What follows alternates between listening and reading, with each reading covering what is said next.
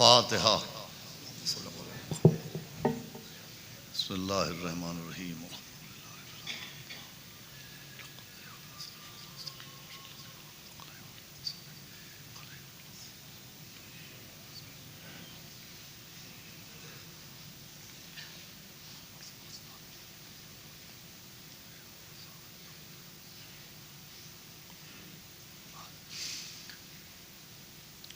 अऊज़ु बिल्लाहि समीउल अलील अज़ीम मिनश्शैतानिर रजीम।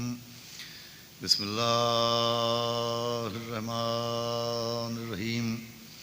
अल्हम्दुलिल्लाहि रब्बिल आलमीन वस्सलातु वस्सलाम अला सय्यिदिना व नबियना व शफ़ीअना व तबीब क़ुलूबिना व मौलाना मुक़्तदाना बिल क़ासिम मुहम्मद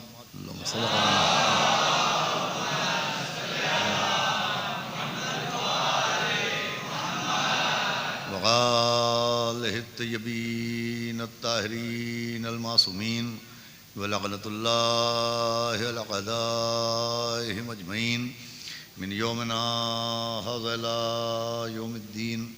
अम्मा बअद फ़क़द क़ाल अल्लाहु सुब्हानहु तबारका व तआला फ़िल क़ुरानिल मजीद वल फ़ुरक़ानिल हमीद। बिस्मिल्लाहिर रहमानिर रहीम। वइज़ क़ालतिल मलाइका या मरियमु इन्नल्लाहा अस्तफ़ाकी व तहरकी वस्तफ़ाकी अलन निसाइल आलमीन। एक सलावत पढ़े मोहम्मद व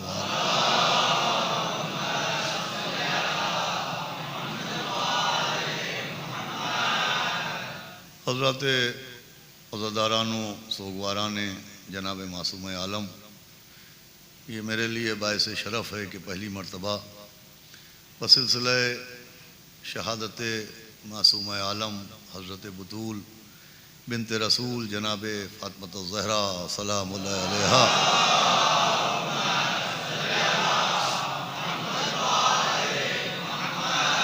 आपकी इस बस्ती में सज़ा ख़ाने में हाज़री का शरफ़ हासिल हुआ। और चूँकि मासूम आलम की निस्बत से मुनासिबत से मजालिस हैं, लिहाजा मैंने मुनासिब जाना कि आपके सामने कुरान मजीद की एक ऐसी आयत करीमा की तिलावत करने का शरफ़ हासिल किया जाए जिस आयत में ज़ाहिर ज़िक्र जनाब मरियम हो रहा है। इस आयत में ज़ाहिर खुदावंद आलम ने ज़िक्र जनाब मरियम किया है, लेकिन बातिन क़सीदा हज़रत ज़हरा पढ़ा है। ये भी एक अजब इंतज़ाम है। अगर आप मुतवज्जे होंगे तो ये बात रायगा न जाने पाएगी कि अल्लाह ने ज़िक्र जनाब सैयदा के लिए भी एक पर्दे का अहतमाम किया, ज़िक्र जनाब ज़हरा के लिए एक हिजाब तैयार किया गया। बल्कि मैं लफ्ज़ों को बदल के अर्ज़ करूँ कि अल्लाह ने ज़िक्र जनाब सैयदा के काबे पर ज़िक्र मरियम का ग़िलाफ़ चढ़ा दिया। सलावात भेजे मोहम्मद व आले मोहम्मद। तो मैं अर्ज़ करूँ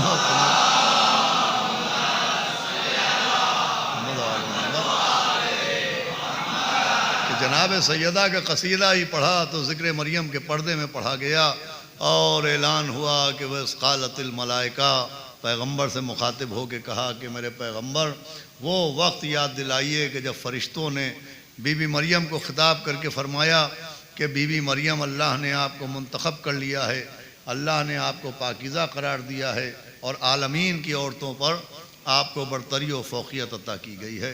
देखिए क़िबला हमारी तायीद व तस्दीक़ के लिए तशरीफ़ फरमा हैं। पढ़े लिखे अफराद भी बैठे हुए हैं, बुज़ुर्गान भी हैं।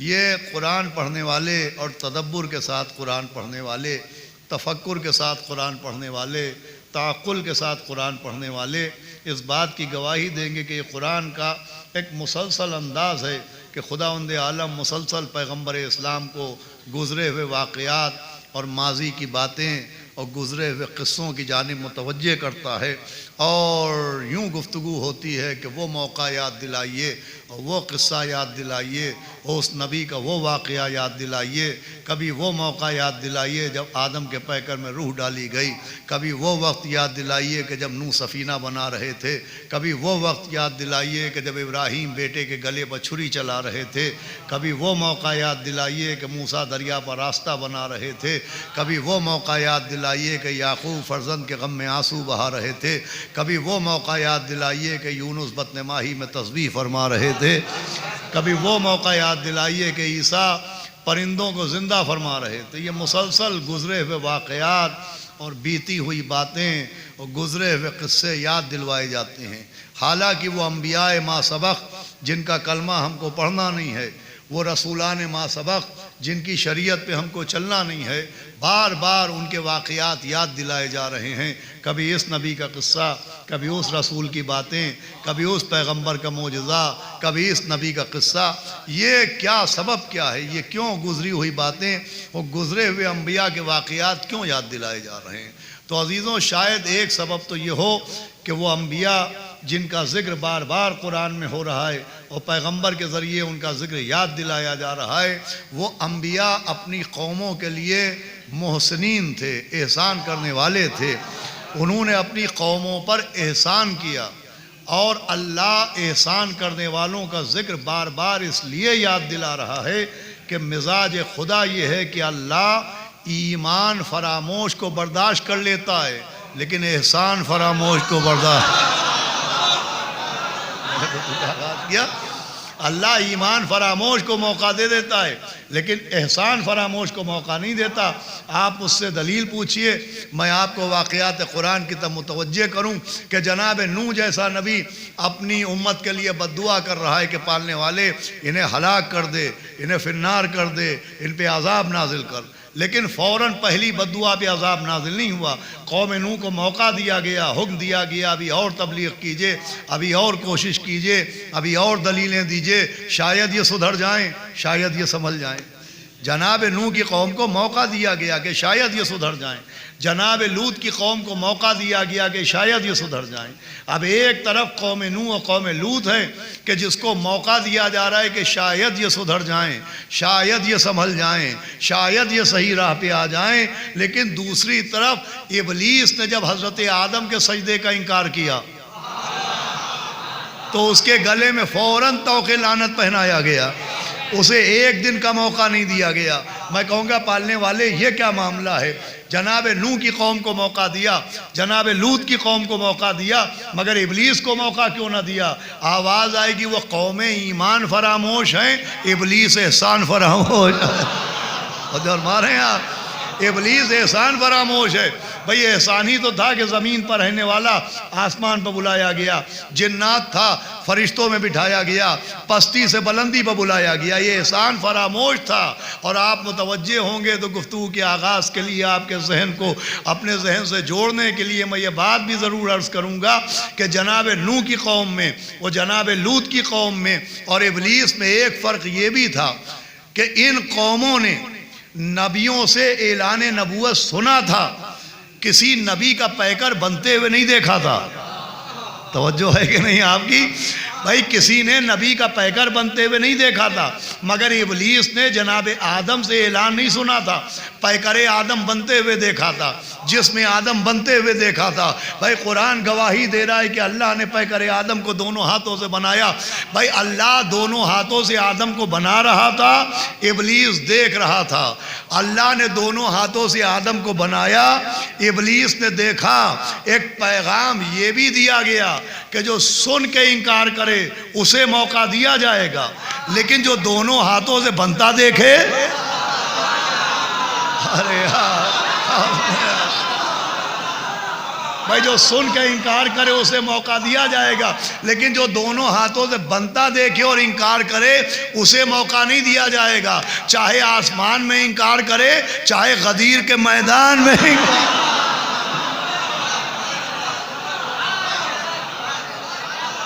एक सलावात बावाज़ बुलंद पढ़े मोहम्मद व आले मोहम्मद पर।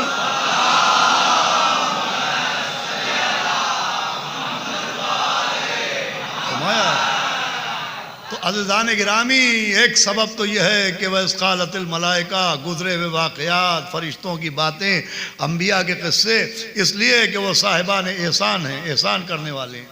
और दूसरे एक सबब ये भी है कि पैगंबर के ज़रिए हज़रत आदम का क़िस्सा सुनो और नूह की बातें सुनो और इब्राहीम की क़ुरबानी सुनो और मूसा के मोजिज़े सुनो और ईसा के वाक़यात सुनो। ये इसलिए भी हैं, मैं मौजू पे आ रहा हूँ, ये इसलिए भी है कि ज़िक्र हज़रत आदम का सुनो और रुतबा मोहम्मद का समझो, ज़िक्र जनाब नूह का समझो और शान मोहम्मद की समझो, ज़िक्र जनाब इब्राहीम का सुनो, विक़ार आखिरी नबी का समझो, ज़िक्र जनाब मूसा का सुनो, मर्तबा आखिरी नबी का समझो, ज़िक्र जनाब ईसा का सुनो और रुतबा पैगंबर इस्लाम का समझो। भाई ये जो अम्बिया के तज़किरे कुरान में हैं, ये अज़मत मोहम्मद समझाने के लिए हैं। तो जैसे अम्बिया के तज़किरे अज़मत मोहम्मद समझाने के लिए हैं, वैसे ही मरियम का तज़किरा अज़मत फ़ातिमा समझाने के लिए। रज़ा सलावात बावाज़ बुलंद पढ़े तो मैं कुछ अर्ज़ भी करूँ आपकी खिदमत में।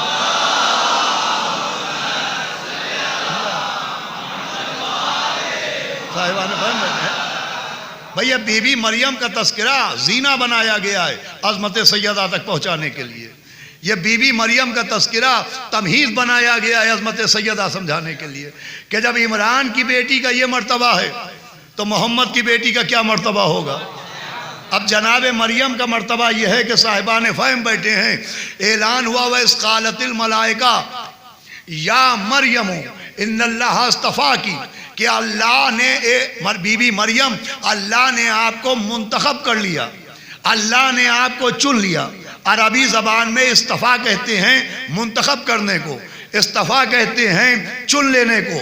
भाई चुनने को इस्तफ़ा कहते हैं और जिसे चुन लिया जाए उसे मुस्तफ़ा कहते हैं। भाई मेरे साथ हैं आप, अरबी ज़बान में चुनने को इस्तफ़ा कहते हैं और जिसे चुन लिया जाए उसे मुस्तफ़ा कहते हैं। अब ये जो लफ्ज़ इस्तफ़ा है ये सब के लिए कुरान में नहीं आता। ये लफ्ज़ इस्तफ़ा या तो कुरान में नबियों के लिए आया, या रसूलों के लिए आया, या इमामों के लिए आया। भाई आप कुरान पढ़ के देखें, ये लफ्ज़ इस्तफ़ा मामूली लफ्ज़ नहीं है। ये जब आया तो या तो नबियों के लिए, या रसूलों के लिए, या इमामों के लिए। पूरे कुरान में ये लफ्ज़ किसी गैर रसूल या गैर नबी या गैर इमाम के लिए नहीं आया।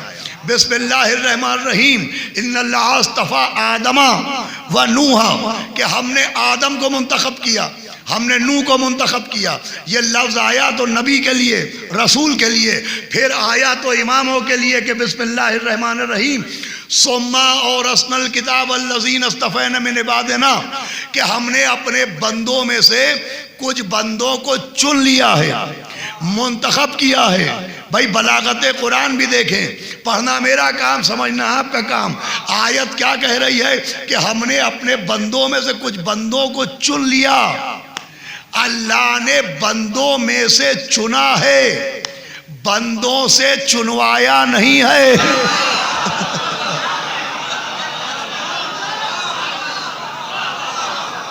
तवज्जो फरमाई आपने। सोमा और असल किताब अल्लज़ीन अस्तफ़ैना मिन इबादिना, कि हमने अपने बंदों में से कुछ बंदों को इस्तफ़ा किया, कुछ बंदों को मुंतखब किया ताकि उन्हें कुरान का वारिस बनाएं। तो ये लफ्ज़ इस्तफ़ा या तो आता है नबियों के लिए, या रसूलों के लिए, या इमामों के लिए, मगर वही लफ्ज़ जो नबियों के लिए आता है, वही लफ्ज़ जो रसूलों के लिए इस्तेमाल होता है, वही लफ्ज़ जो इमामों के लिए इस्तेमाल होता है, वही लफ्ज़ बीबी मरियम के लिए आया। हालांकि न बीबी मरियम को अल्लाह ने नबी बनाया, न रसूल बनाया, न इमाम बनाया, मगर लफ्ज़ वही नबियों वाला आया, लफ्ज़ वही रसूलों वाला आया। पूरी तवज्जो रखिएगा, लफ्ज़ वही इमामों वाला आया।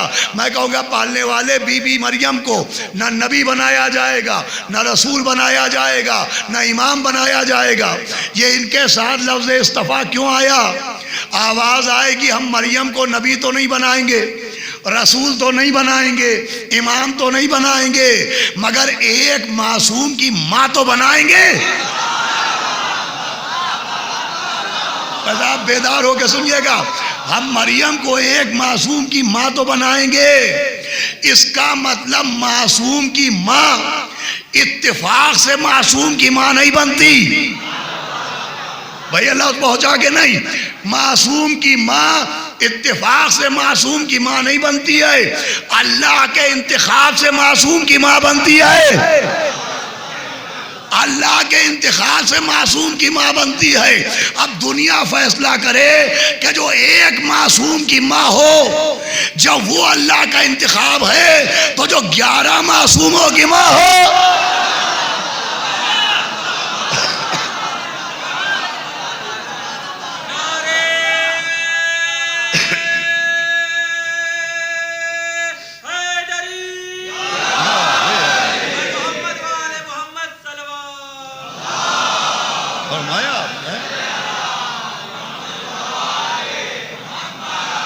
जो एक मासूम की माँ हो और जो 11 मासूमों की माँ हो, भाई वो भी अल्लाह का इंतखाब है, ये भी अल्लाह का इंतखाब है। वो भी मुस्तफ़ा हैं, ये भी मुस्तफ़ा हैं। जनाब मरियम का जिक्र मैं अर्ज़ कर रहा हूँ अज़मत जनाब सैयदा समझाने के लिए है कि जब मरियम का ये रुतबा है तो सैयदा का क्या रुतबा होगा। अब बीबी मरियम को अल्लाह ने मुंतखब किया, और देखिए बीबी मरियम का जिक्र जनाब ईसा की विलादत के बाद से शुरू नहीं हुआ। ऐसा नहीं है कि हजरत ईसा पैदा हो गए अब जिक्र मरियम शुरू हुआ, ना, ऐसा नहीं है। क़िबला बैठे में जनाब मरियम का जिक्र ईसा की विलादत के बाद नहीं है, जिक्र मरियम क़ब्ले विलादत ईसा है। इसमें हिकमत यह है कि अगर हजरत ईसा के दुनिया में आने के बाद जिक्र मरियम होता तो लोग कहते कि मरियम की तो कोई हैसियत ही नहीं, वो तो ईसा के सदक़े में काबिल जिक्र हो गई।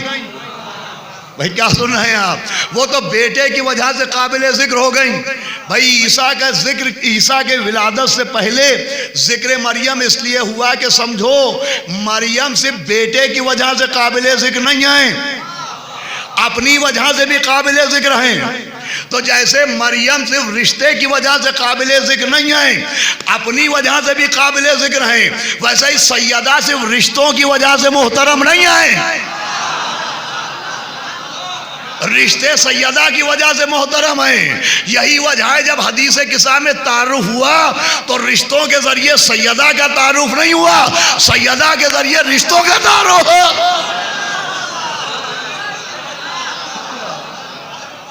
समझिएगा इस बात कि जबरील पूछ रहा या रब्बे वमन तहतल के साथ, चादर के नीचे कौन है। चादर के नीचे जो हैं वो हैं, मगर पूछने वाला भी कौन है। जिब्रील जो कभी सैयदा की चक्की चलाए, कभी हसनैन का झूला झुलाए, कभी रोटी बसूरा लेके आए, कभी अंगूठी पे आयत पहुंचाए, कभी लाफता इल्ला अली के नारे लगाए, कभी गदीर में मुस्कुरा मुस्कुरा के मुनाफे का कलेजा खाए। तो फरमा रहे हैं आप, वो पूछा या रब्बे वमन तहतल के साथ, चादर के नीचे कौन है।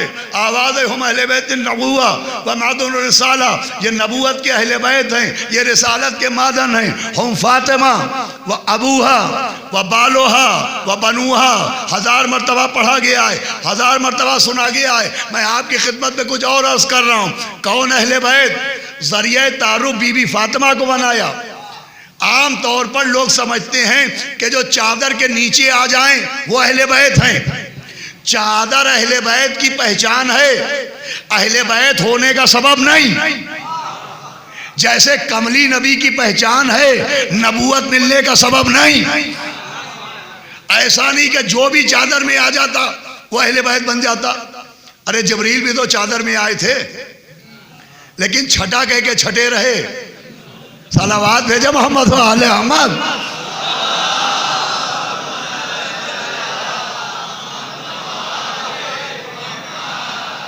देखिए, एक तो मुसलसल मजलिसें पढ़ रहा हूँ, दूसरे मैं अब 50 के ऊपर 55-56 तक पहुँच चुका हूँ। मुझे ये शक ज़रा भी नहीं होता कि मोमिनीन ज़ोर से सलवात नहीं पढ़ रहे या दाद नहीं दे रहे हैं। मुझे आप पर शक नहीं होता है कि आप बोल नहीं रहे। मुझे अपने लिए शक होने लगा है कहीं मैं ऊँचा तो नहीं सुनने लगा हूँ।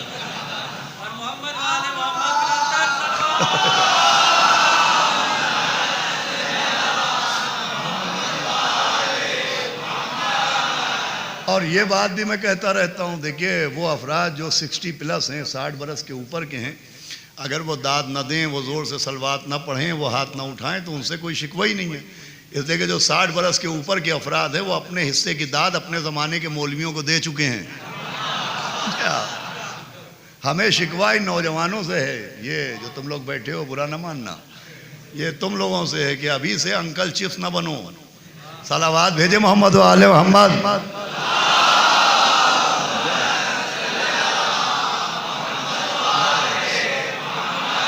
मैं अपने इन बच्चों से कहूँगा कि तुम व्हाट्सअप एज की पैदावार हो, तुम व्हाट्सअप के ज़माने के हो, और व्हाट्सअप में तुम्हें तब तक चैन नहीं मिलता जब तक मैसेज भेजने के बाद 2 टिक ना हो जाएं, और 2 टिक होने के बाद भी चैन नहीं मिलता जब तक वो नीले ना हो जाएं। तो अगर तुम्हारी खामोशी पे हम लाल पीले हो जाएं, सलावात भेजे मोहम्मद वाले मोहम्मद।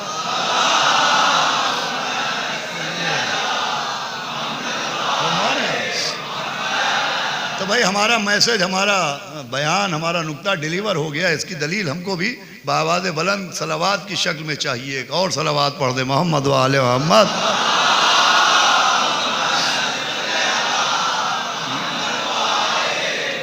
सुनिएगा माशाअल्लाह, पहले से मुतवज्जे बातें मैंने आपको और मुतवज्जे करने के लिए अर्ज़ कर दी कि कौन अहले बैत। अहले बैत होने का सबब है फ़ातिमा। हम फ़ातिमा व अबूहा व बालुहा व बनूहा। कौन अहले बैत? फ़ातिमा के बाबा, फ़ातिमा के शौहर, फ़ातिमा के बेटे।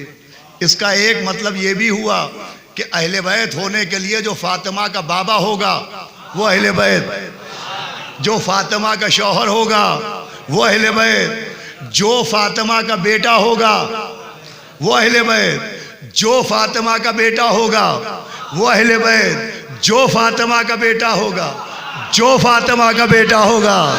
अरे क्या यार, अरे जो फ़ातिमा का बेटा होगा, नहीं पहुंची बात, जो भी फ़ातिमा का बेटा होगा।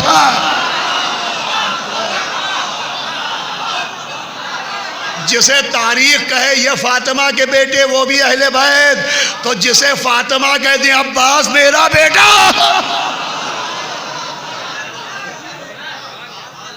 आपने गौर फरमाया, बीबी सैयदा ने कहा अब्बास मेरा बेटा, ये बेटा कह के शामिल अहले बैत कर लिया। कोई हैरत की बात नहीं कि अब्बास शामिल अहले बैत कैसे। अब्बास तो अब्बास हैं, वो तो कमरे बनी हाशिम हैं, वो तो अली की तमन्ना हैं, वो तो बनी हाशिम का चांद हैं। हमने देखा सलमान चले फारस से, चलते चलते मौला अली के कदमों के आंगन में बैठे, आवाज़ आई मिन्ना अहलल बैत। अजीजों, हम वहीं से समझे कि जब अली के कदमों के आंगन में बैठने वाला मिन्ना अहलल बैत है तो अली की गोद के गुलशन में खेलने वाला।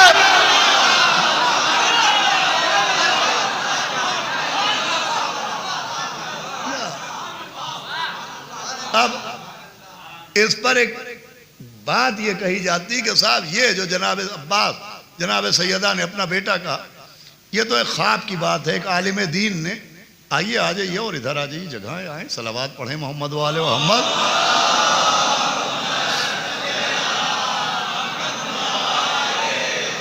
सुनिएगा, का वो एक आलिम दीन ने ख्वाब देखा था, और आलिम दीन के ख्वाब की बुनियाद पर यह मशहूर हो गया कि जनाब सैयदा ने जनाब अब्बास को अपना बेटा कहा है। इसकी कोई सनद नहीं, हालांकि सनद भी है, लेकिन इस बार जो मैं अर्ज़ कर रहा हूँ एतराज़ का जवाब कि साहब जनाब अब्बास को, वो तो एक आलिम दीन करबला गए थे और इमाम हुसैन के रोज़े पर रोज़ जाते थे और जनाब अब्बास के रोज़े पर कम जाते थे। उनके ख्वाब में बीबी आई और ख्वाब में बीबी ने कह दिया अब्बास मेरा बेटा।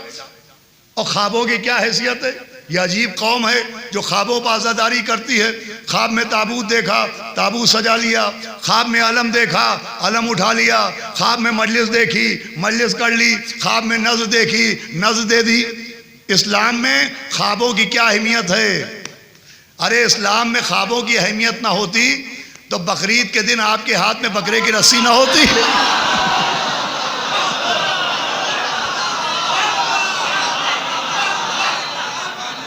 हमारे आप ये बकरीद ही कुर्बानी ख्वाब की बुनियाद पर है। और फिर अब तो बहुतों को ख्वाब समझ में आ रहे हैं। मुझे एक मनहूस बुढ़ा याद आता है जिसने पिछले साल कहा कि मैंने ख्वाब में यजीद को देखा है। भाई याद है आपको, है ना भाई, याद आ गया आपको कि मैंने ख्वाब में यजीद को देखा है। मैंने कहा हैरत की क्या बात है भाई, जैसा आईना होगा वैसे ही तो चेहरा नजर आ रहा।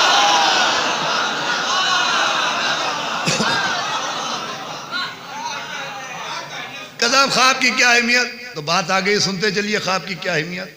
ख्वाब की इतनी अहमियत है कि कुरान गवाह के फिरौन ने ख्वाब देखा कि आसमान से आग का एक शोला चला, उसके महल पर गिरा, उसका महल खाकस्तर हो गया, और जनाब मूसा का जो ख़ानदान था, बनी इसराइल थे, उनका मोहल्ला महफूज रहा।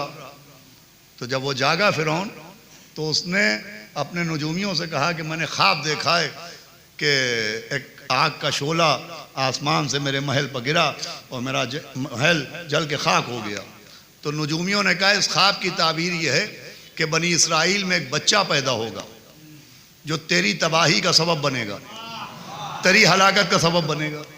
अब मैं आपसे पूछता हूं कि ये ख्वाब देखा फिरौन ने, फिरौन सच्चा था कि झूठा?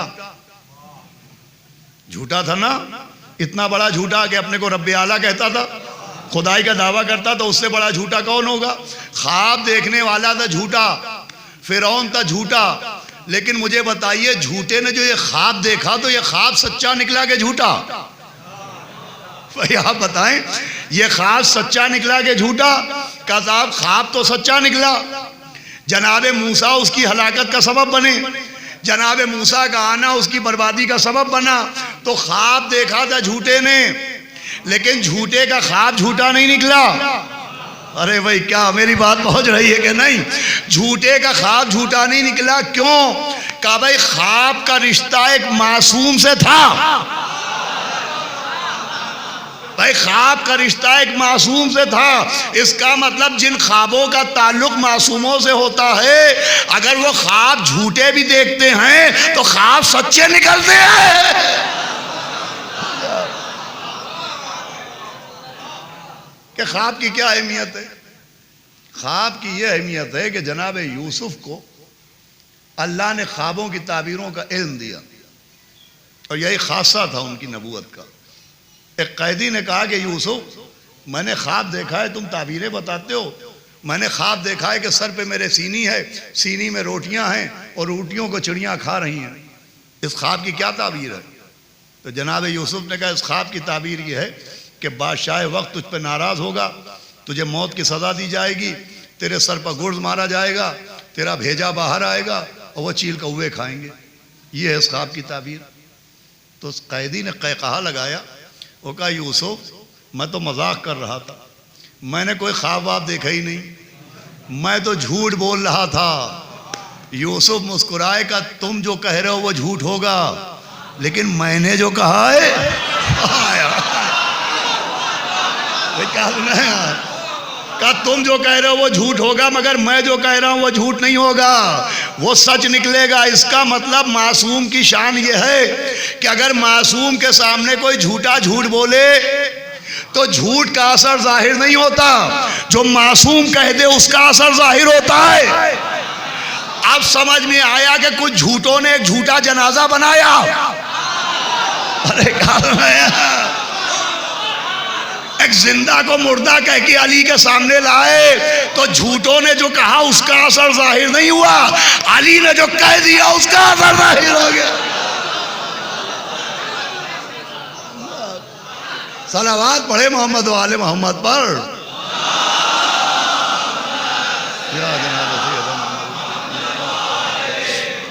तो ये अज़ान गिरा, मैंने अर्ज किया जनाब सैयदा बात कहाँ से कहाँ आ गई।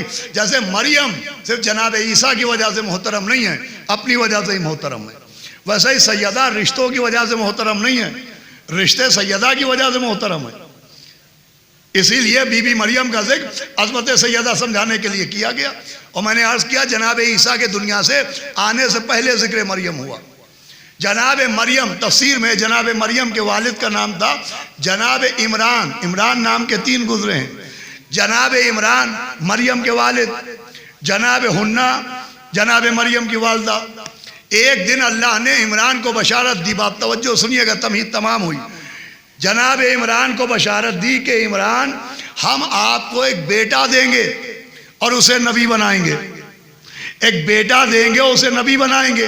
तो एक तो बेटे की बशारत, और वो भी ऐसा वैसा नहीं, साहिब नबूवत होगा। इमरान भी खुश कि बेटा भी होगा, नबी भी होगा। हुन्ना भी खुश कि बेटा भी होगा, नबी भी होगा। लेकिन अब जो विलादत हुई तो बशारत थी बेटे की, पैदा हो गई बेटी, पैदा हो गई जनाब मरियम। हुन्ना ने इमरान को देखा, इमरान ने आसमान को देखा, कहा पालने वाले तूने वादा किया था कि बेटा होगा, ये तो बेटी हो गई।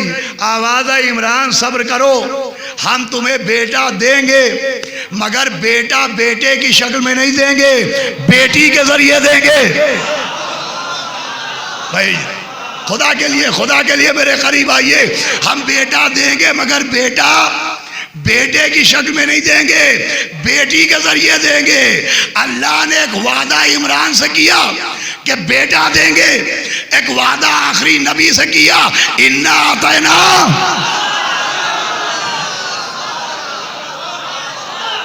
कल कौसर के नस्ल कसीर देंगे। जहां बेटे का वादा वहां मरियम आई, जहां नस्ल कसीर का वादा वहां फातिमा।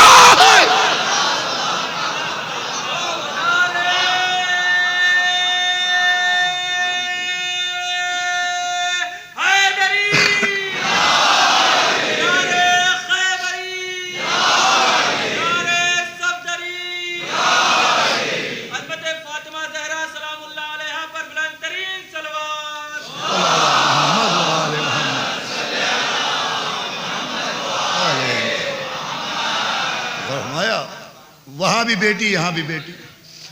अब जनाब मरियम दुनिया में आई। जनाब मरियम के यहां जो ईसा हुए, ये था वो अल्लाह का वादा। सुनिएगा गौर से, ये था वो अल्लाह का वादा कि एक बेटा देंगे। ये जो ईसा है ये था वो वादा। अब एक रिश्ता बना, मरियम बनी जनाब ईसा की माँ और इमरान बने जनाब ईसा के नाना। इमरान ईसा के नाना हैं और ईसा इमरान के नवासे हैं। फिर सुनिएगा, इमरान ईसा के नाना बने, ईसा रिश्ते में इमरान के नवासे। लेकिन कुरान पढ़ लीजिए, ना कुरान ने नाना को नाना कहा, ना कुरान ने नवासे को नवासा कहा। जहां ईसा का जिक्र हुआ, आले इमरान, औलाद इमरान, नवासा था मगर आल कहा, नवासा था मगर औलाद कहा, नवासा था मगर बेटा कहा। नहीं मुतवज्जे हो पाया भाई, नवासा था मगर बेटा कहा। माजी सुनाया गया, मुस्तकबिल समझाया गया। भाई माजी सुनाया गया, मुस्तकबिल समझाया गया कि जब इमरान का नवासा आले इमरान हो सकता है तो मोहम्मद के नवासे आले।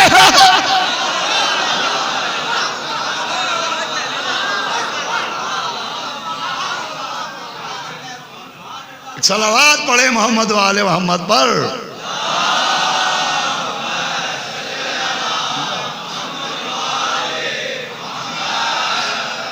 भाई सवाल किया जाता है ना कि साहब इमाम हसन इमाम हुसैन तो नबी की बेटी के बेटे हैं, बेटी के बेटे आल कैसे हो गए, औलाद कैसे हो गए? नस्ल बेटे से चलती है। अगर पैगंबर के बेटे जिंदा रहते, उनकी शादियां होती, उनके बच्चे होते तो वो आले रसूल कहलाते। ये इमाम हसन इमाम हुसैन आले रसूल क्यों कहलाते हैं? तो पहली बात तो ये कि ये एतराज़ करना चाहिए था मुबाहिला के ईसाइयों को कि तुम अपने बेटे लाओ, हम अपने बेटे लाएं। उनको कहना चाहिए था कि आप अपने बेटे कहाँ लाए? ये तो बेटी के बेटे लाए, ये तो बेटी के बेटे लाए, नवासे लाएं, बेटे कहाँ लाएं?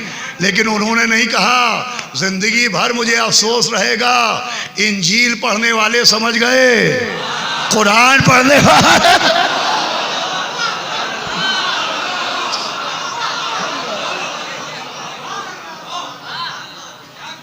और दूसरे अजीजों ये कि एतराज़ हुआ एक जनाब अमीरुल मोमिनीन के दुश्मन के दरबार में, जिसका नाम था हज्जाज, जो मौला अली के फ़ज़ाइल पढ़ने वालों की ज़बान गुद्दी से निकाल लेता था।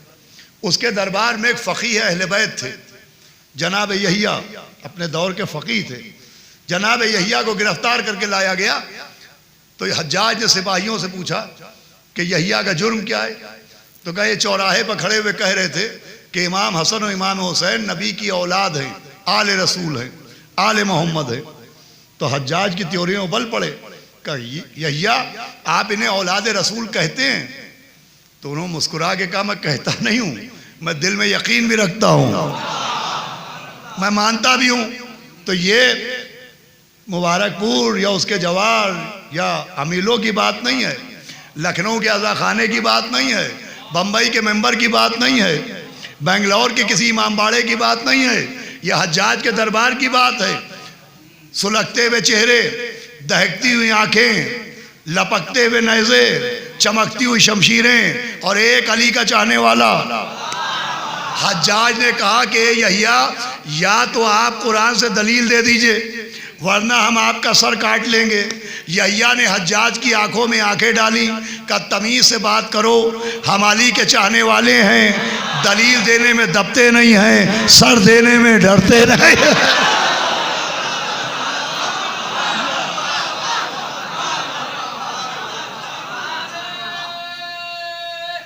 हैदरिया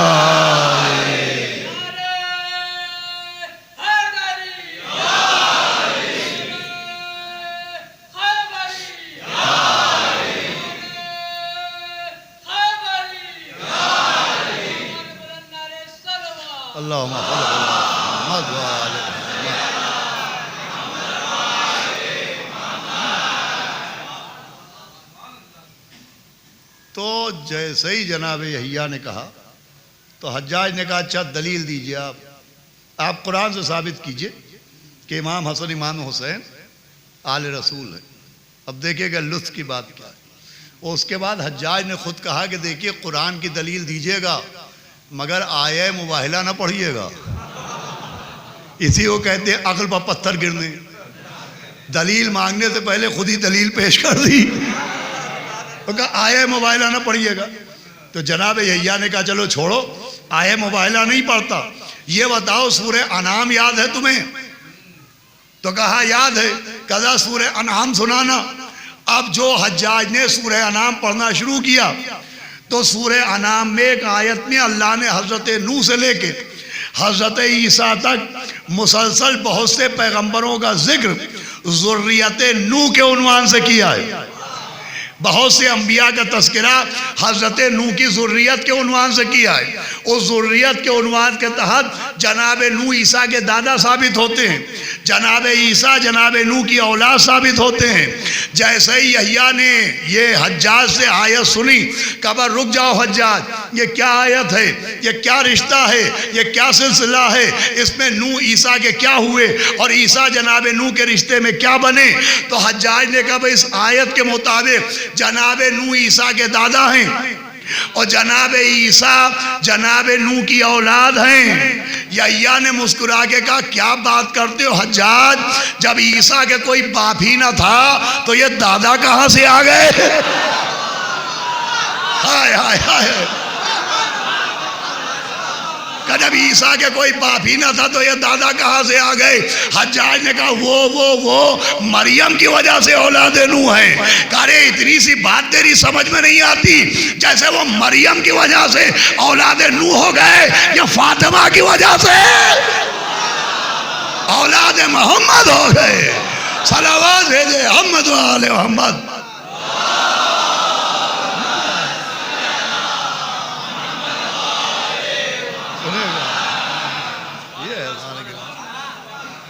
भाई हजारों बरस बाद, हजारों बरस का गैप है, बीच में डिस्टेंस है जनाब नूह में और हजरत ईसा में। कब वो सिर्फ बीबी मरियम की वजह से औलाद नूह हो गए तो रसूल खुदा और हसनैन में तो सिर्फ बीबी फातिमा है, ये आले रसूल क्यों नहीं हो सकते?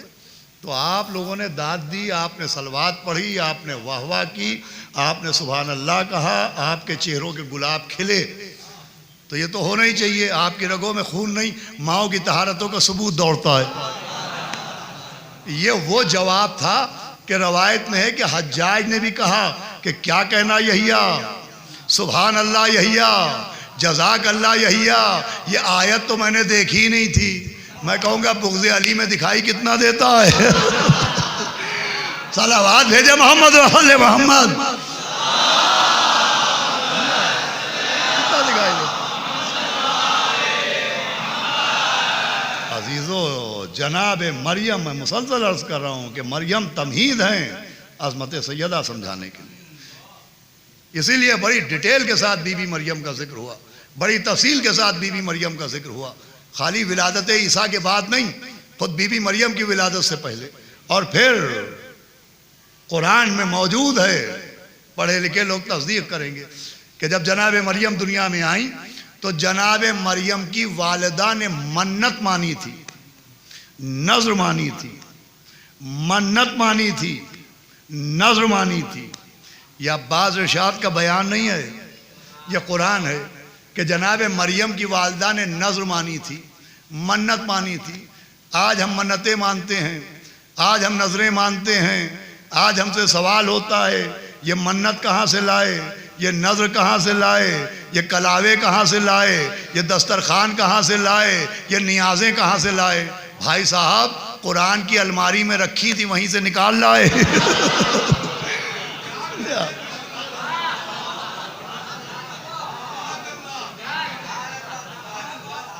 भाई कुरान में नज़र भी है, मन्नत भी है। सलावात पढ़े मोहम्मद वाले मोहम्मद।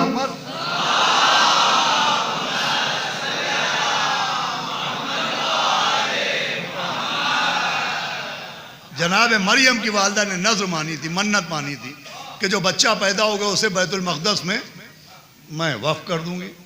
अब बेटे के बजाय बेटी हुई तो बीबी मरियम ने पाकीज़ा लिबास में बीबी मरियम को आरास्ता किया और लेके बैतुल मक़दस में पहुंची। बैतुल मक़दस में पहुंची और पहुंचने के बाद वहां पर उलमा रहते थे जो तौरात को लोहे के कलम से पत्थरों पर कदवा किया करते थे। उस ज़माने में कागज़ नहीं थे तो पत्थरों पर लोहे के कलम से तौरात की आयतें लिखते थे। जैसे आज भी आप लोग ज़ियारत वारसा है कदवा कराते हैं पत्थर पर, तो वैसे उस ज़माने में पत्थरों के ऊपर लोहे के कलम से तौरात को वो कदवा करते थे। जनाब मरियम की वालिदा पहुंची और उन्होंने बैतुल मक़दस के दरवाजे पे आवाज़ दी कि है कोई जो इस बच्ची की किफ़ालत करे, कोई इसका सरपरस्त बने, कोई इसका कफ़ील गार्जियन बने। तो एक आलिम आगे बढ़े। देखिए मैं तफसीर कुरान सुना रहा हूँ, क़िबला के सामने सुना रहा हूँ, उनकी मौजूदगी में तस्दीक के साथ सुना रहा हूँ। हम में और गैरों में कुरान के मामले में एक फ़र्क है। हमारे यहाँ तफसीर बिर्राय हराम है, तफसीर बिर्राय हराम है। हमारे यहाँ ये नहीं चलता कि इस आयत के मामले में हमारा दिल ये कह रहा है, हमारी राय ये कह रही है, हमारा दिमाग ये कह रहा है। हम आयतों में ये नहीं देखते कि दिल क्या कह रहा है, दिमाग क्या कह रहा है, हम ये देखते हैं इमाम क्या कह रहा है, मासूम क्या कह रहा है। सलावात भेजे मोहम्मद वाले मोहम्मद पर।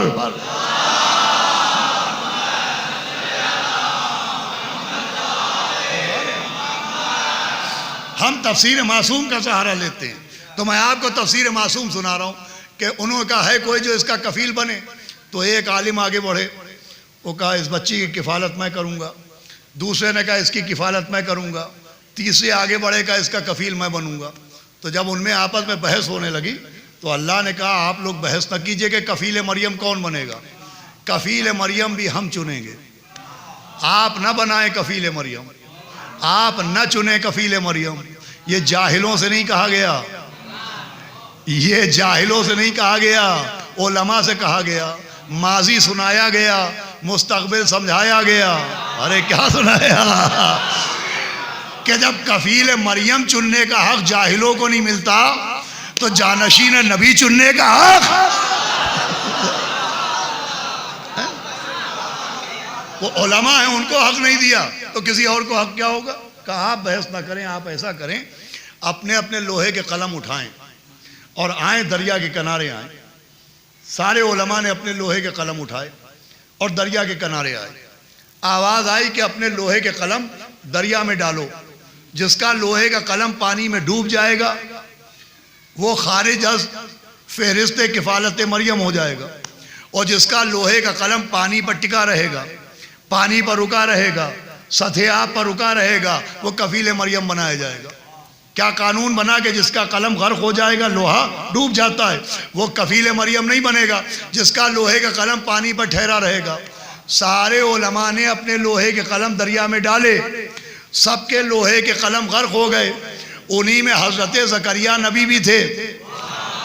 उन्होंने अपना कलम डाला, उनका कलम सतह आप पर रुका रहा, लोहे का कलम पानी पर टिका रहा, लोहे का कलम पानी पर रुका रहा, लोहे का कलम सतह आप पर रुका रहा। फिर कुरान ने माजी सुनाया, फिर कुरान ने मुस्तकबिल समझाया। अरे क्या सुनाया? फिर कुरान ने माजी सुनाया, फिर कुरान ने मुस्तकबिल समझाया कि अगर लोहे का कलम पानी पर रुका रहे तो यह हैरत की बात नहीं है, कुदरत की बात है। अगर लोहे का कलम पानी पर रुका रहे तो यह हैरत की बात नहीं है, कुदरत की बात है। अब अगर कभी साखिए कौसर का पोता पर्दे गैबत हटा के आए और पानी पर मुसल्ला बिछाए,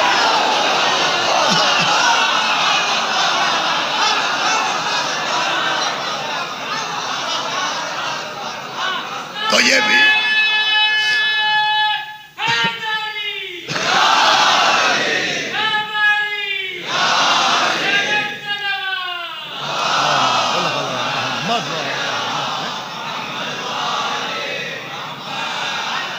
ये भी हैरत की बात नहीं, कुदरत की बात है।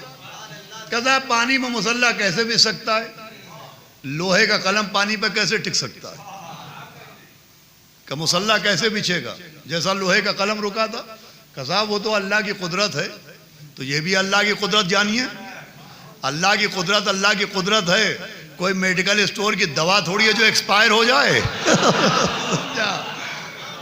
उसकी कोई एक्सपायरी डेट है? सलावात भेजे मोहम्मद वाले मोहम्मद।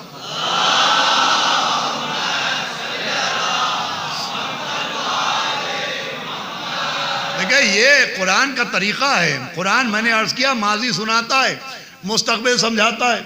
कुरान ने सुनाया है, भाई समझाने के लिए भी तो ज़रूरी है कुरान सुनाया भी जाए, कुरान समझाया भी जाए। अब कुरान ने सुनाया, अल्लाह ने जनाब आदम को दोनों हाथों से बनाया। कैसे बनाया होगा? नबी ने गदीर में अली को हाथों पर उठा के बताया ऐसे बनाया होगा। भाई कुरान ने सुनाया कि जनाब दाऊद के लिए लोहा मोम हो जाता था। लोहा मोम कैसे होता था? मौला अली ने दरे खैबर में उंगलियां गाड़ के बताया ऐसे होता था। भाई मुतवज्जे है कि नहीं आप? भाई कुरान ने सुनाया कि इतने से मूसा ने फिरौन के तमाचा मारा। मूसा ने फिरौन के तमाचा कैसे मारा होगा? मेरे मौला ने अबू जहल के तमाचा मार के बताया।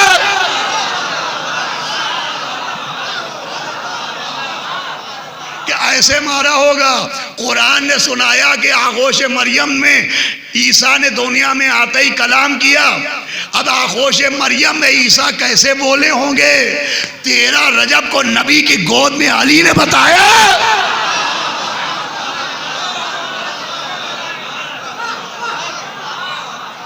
सलावात पढ़े मोहम्मद वाले मोहम्मद पर।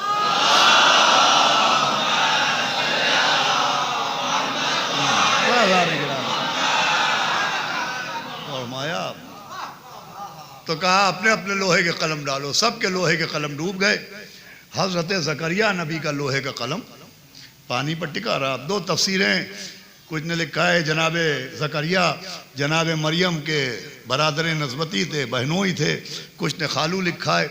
बहरहाल वो नबी थे, उनका लोहे का कलम पानी पर टिका रहा।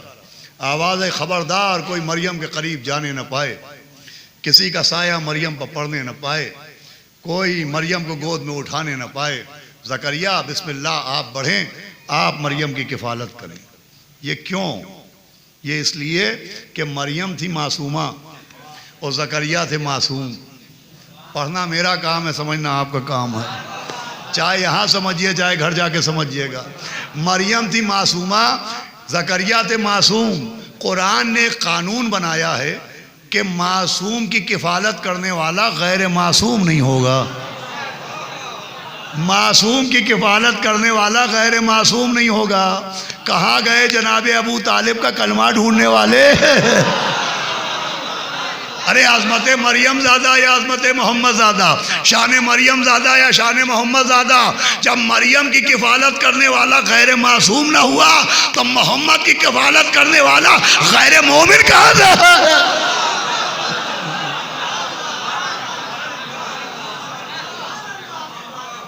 ये अज़ान गिरामी, मरियम जीना है, जिक्र मरियम जीना है अज़मत सैयदा समझाने का। मरियम का जिक्र जरिया है जनाब सैयदा की अज़मत समझाने का। इसीलिए कुरान ने मुसलसल जिक्र मरियम सुनाया। हालांकि मरियम होना और है और ज़हरा होना और है। मरियम वो है कि एक निस्बत ईसा है, और इधर ज़हरा वो है कि बाबा नबी है, शौहर वली है, बेटे इमाम हैं, और फिर ऐसी साहिब इख्तियार हैं, ऐसी साहिब इख्तियार हैं कि नबी ने फरमाया था कि अली आप ना होते तो फातिमा का कोई कुफो ना होता, कोई हमसर ना होता। यानी मौला अली और सैयदा इक्वल हैं, हमसर हैं। यही वजह है कि मोजज़े भी बराबर के हैं, दोनों के इख्तियार भी एक से हैं।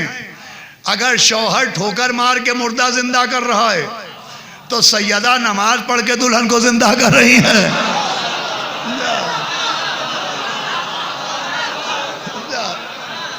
भाई ये जो जनाब सैयदा की कहानी कही जाती है, देखिए कहानी तो एक इस्तिलाहन कहा जाता है, लेकिन कहानी कहने से उसकी सच्चाई पर थोड़ी असर पड़ेगा। लेकिन नबियों के वाक़यात को किस्सा कहा जाता है। जनाब यूसुफ का वाक़या अहसनुल क़सस कहा जाता है। ये तो एक इस्तिलाह है, ये एक मोजज़ा है कि एक यहूदी आया, वो आने के बाद कहा कि बीबी मेरी बेटी की शादी है, आप मेरे घर तशरीफ़ लाएं तो मेरे घर में रौनक में इजाफा हो जाए। तो साहिब इख्तियार बीबी हैं, मगर कहा कि अगर चाहते हो कि मैं तुम्हारे घर शादी में आऊँ तो मेरे शौहर से इजाज़त ले आओ, मेरे बाबा से इजाज़त ले आओ। मेरा शौहर इजाज़त दे तो घर से निकलूँ, शौहर इजाज़त दे तो घर से निकलूँ, शौहर इजाज़त दे तो घर से निकलूँ।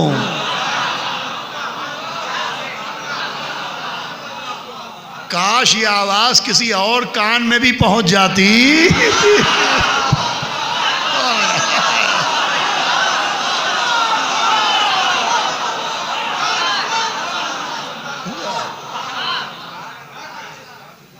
वो गया, इजाज़त लेके आया, कहा आपके बाबा ने भी इजाज़त दे दी, आपके शौहर ने भी इजाज़त दे दी। बीबी ने मुसल्ला बिछाया, कहा पालने वाले तू जानता है कि इसकी घर की औरतें ज़ेवरात से आरास्ता होंगी, महंगे कीमती कपड़े पहने होंगी, मेरे पास दुनियावी कीमती लिबास नहीं है। अभी दुआ मुकम्मल ना हुई थी कि आसमान से लिबास जन्नत आया, हूरे कनीज़े बन के आई। बीबी आरास्ता हुई, हूरों के झुरमुट में चली, और जैसे ही यहूदी के घर के करीब पहुंची वैसे ही नूर इतना था कि यहूदी औरतें बेहोश हो गईं। अब यहाँ पर मुझे अपने मामू ताहिर जवली साहब मरहूम का क़िबला एक जुमला याद आता है। वो पढ़ते थे कि लोग कहते साहब यहूदी औरतें नूर देख के बेहोश कैसे हो गईं, तो मरहूम पढ़ते थे कि यहूदी थी ऐसे हो गईं। यहूदी औरतें नूर देख के बेहोश हो गईं इसलिए कि यहूदी थी। यहूदी कहते हैं हज़रत मूसा के उम्मती को। अरे जब मूसा कोहे तूर पर नूर बर्दाश्त न कर पाए तो उम्मत अपने घर में क्या बर्दाश्त करवा दी। और फिर बीबी दाखिल हुई, नूर की नूरानियत वो थी कि दुल्हन मर गई। जनाब सैयदा ने मुसल्ला बिछाया, 2 रकत नमाज पढ़ी, पालने वाले मेरे बाबा का वास्ता, मेरे शौहर का वास्ता, मेरे बच्चों का वास्ता, मेरी इज्जत का वास्ता, इस दुल्हन को हयात अता फरमा। मैं कहूँगा शहजादी आपके शौहर तो ठोकर मार के मुर्दा जिंदा करते हैं, आप इतनी जहमत क्यों फरमा रही हैं, नमाज क्यों पढ़ रही हैं? आप भी ठोकर मारिए, दुल्हन जिंदा हो जाए। आवाज़ आएगी नादान, ये किसी मुसलमान का घर नहीं है, ये एक यहूदी का घर है। यहाँ उसका कलमा पढ़वाने आई हूँ, अपने को खुदा बनवाने।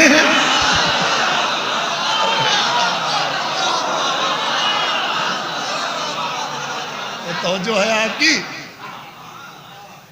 नमाज पढ़ी, अभी नमाज में दुआ मुकम्मल न हुई थी कि दुल्हन कलमा पढ़ती हुई जिंदा हुई।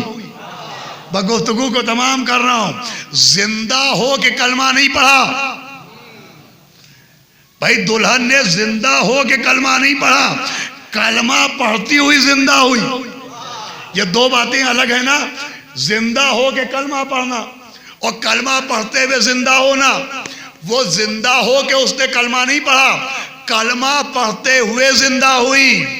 अरे सलाम इख्तियार ज़हरा पर समझाया, जबानों से कलमा पढ़वाना और है और रूहों से कलमा पढ़वाना।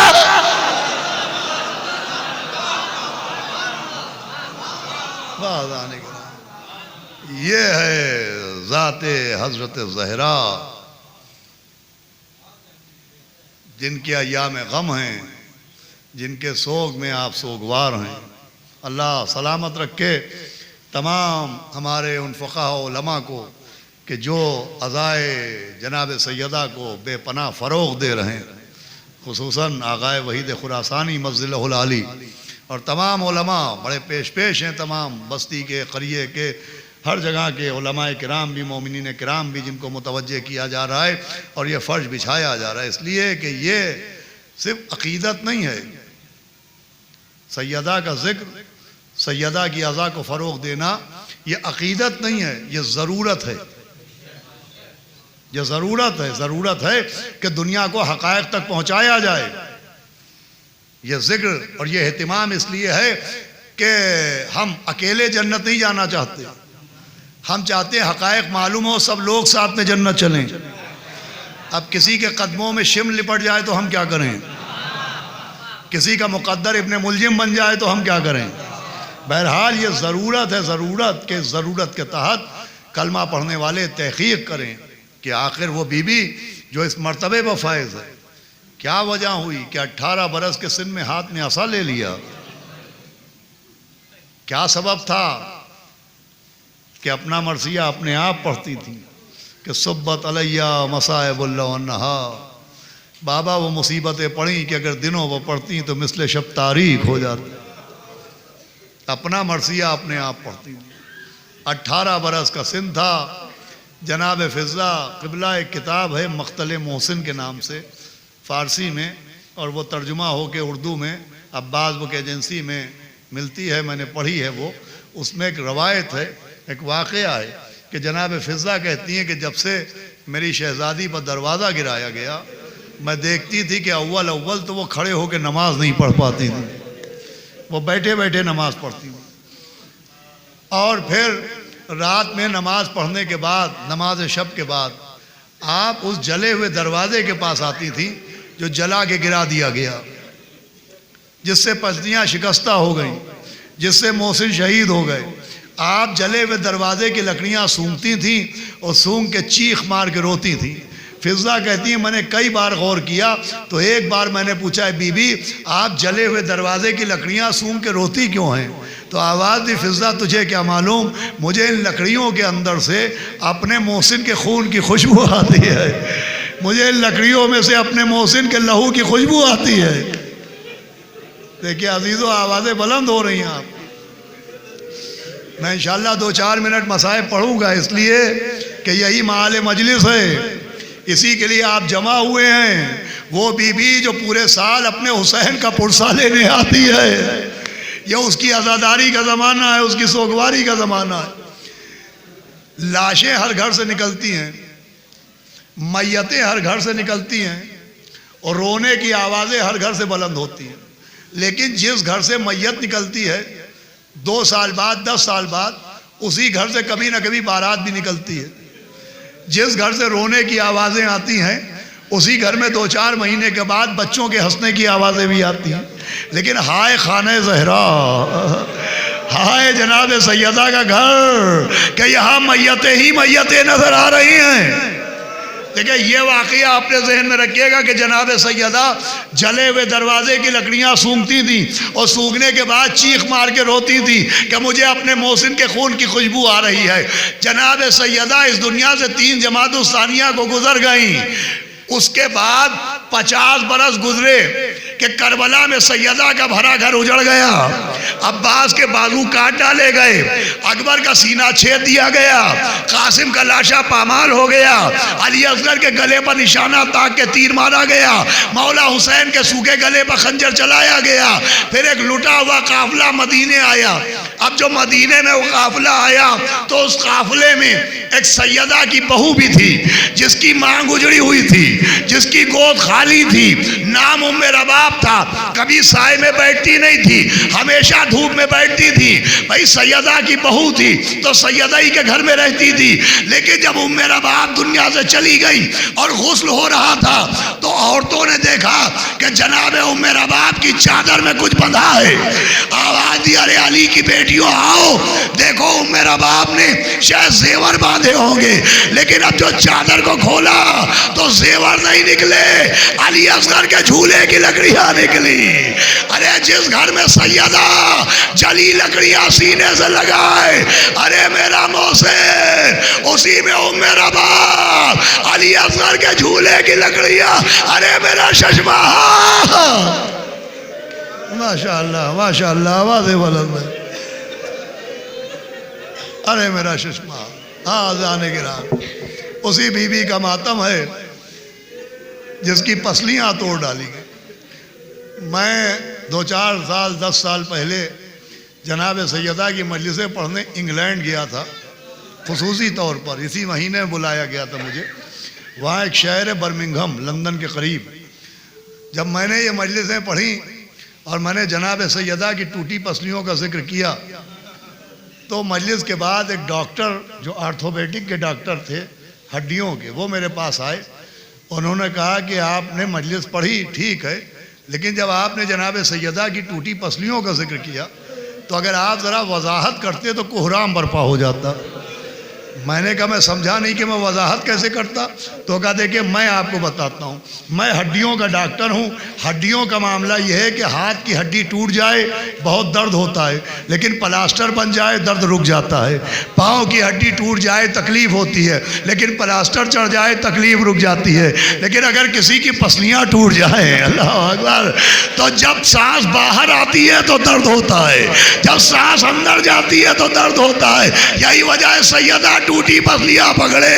अरे बाबा मेरा मोहसिन मार डाला गया, मेरा घर जला दिया गया, मेरा बच्चा शहीद कर दिया गया, आप मुझे सिद्दीका कहते थे, मुझे दरबार में झुठलाया गया। अपना मर्जी आपने आप पढ़ती थी बस 2-3 मिनट, और ठीक से बेटी को बाप पे रोने भी नहीं दिया जाता था। कहा जाता था या दिन में रोइए या रात में रोइए। मौला अली जनाब सैयदा को बकी ले जाते थे, सुबह ले जाते थे जन्नतुल बकी में। जनाब सैयदा एक घने पेड़ के साए में बैठ जाती थी, नन्हे नन्हे बच्चों को अपने बाबा का किस्सा सुनाती थी, बाबा का जिक्र सुनाती थी। मगरिब से पहले मौला अली जाते थे और जनाब सैयदा को घर ले आते थे। लेकिन एक दिन मौला अली ने देखा भरी दोपहर में जनाब सैयदा यक्को तन्हा चली आ रही हैं। आवाज़ दी, बीबी आज इतने पहले क्यों आ गई? कहा या अली जिस पेड़ के साए में रोती थी जालिम ने वो भी काट दिया है। अरे 2 ही बेटियां हैं जिन्हें बाप पर रोने न दिया गया, एक मदीने में नबी की बेटी, एक करबला में हुसैन की यतीमा। माशाअल्लाह माशाअल्लाह। देखिए आवाज़ें अगर बुलंद हो रही हो तो इन्हें आहिस्ता करने की कोशिश न कीजिएगा, इसलिए कि जब आप जाकिर फजाइल पढ़ता है, आप नारा लगाते हैं, आप दाद देते हैं, आप सुभान अल्लाह कहते हैं तो पढ़ने वाले को ताकत मिलती है। लेकिन जब इन मजलिसों में आप आवाज़ें बुलंद रोएंगे तो सैयदा की पसलियों को राहत मिलेगी। वो बीबी जो अपना मर्सिया अपने आप पढ़ती थी उसे ज़रा सा सुकून मिलेगा। वो पेड़ भी काट दिया गया, बस 2 मिनट मजलिस तमाम है। मौला ने कहा आप बीबी फिक्र न करें, हम आपके लिए एक हुजरा बना देंगे, उस हुजरे में आप रोइएगा। तो पहला इमाम बाड़ा, पहला हुसैनिया मौला अली ने अपने हाथ से बनाया, जिसे बैतुल हुज़्न और बैतुल अहज़ान कहते हैं। जनाब सैयदा जाती थी बैतुल हुज़्न में रोती थी। 3 जमात-उस-सानी को सैयदा की आवाज़ बंद हो गई। अब बैतुल हुज़्न से बीबी सैयदा के रोने की आवाज़ नहीं आती थी, बल्कि तारीख में मिलता ही नहीं है कि सैयदा के बाद कौन रोता था। कोई तो रोता होगा। हाँ, 50 साल बाद बैतुल हुस्न से रोने की फिर आवाज़ें आई, बमल्य तमाम है। लेकिन अब जो आवाज़ें आई तो वाह मोहम्मदा की आवाज़ें नहीं आ रही थी, अब वाह हुसैना की आवाज़ें आ रही थी। हमने पूछा ये कौन रो रहा है? नबी की बेटी नहीं रो रही है, तारीख ने कहा अब्बास की माँ रो रही है। जनाब उम्मुल बनीन वाक़े करबला के बाद बैतुल हुस्न में जाती थी, बेटों की कब्रों के निशान बनाती थी और कहती थी मैं तुमको नहीं रोऊंगी, तुम्हें रोने के लिए मैं जिंदा हूँ, मैं पहले उस हुसैन को रोऊंगी जिसकी माँ इस दुनिया में रोने वाली नहीं है। मेरा दिल कहता है जब जनाब उम्मुल बनीन कहती होंगी वाह हुसैना, तो कब्र ज़हरा से आवाज आती होगी वाह अब्बासा। अरे तुम मेरा हुसैन को रो रही हो, मैं अब्बास का मातम करूंगी, मैं अब्बास।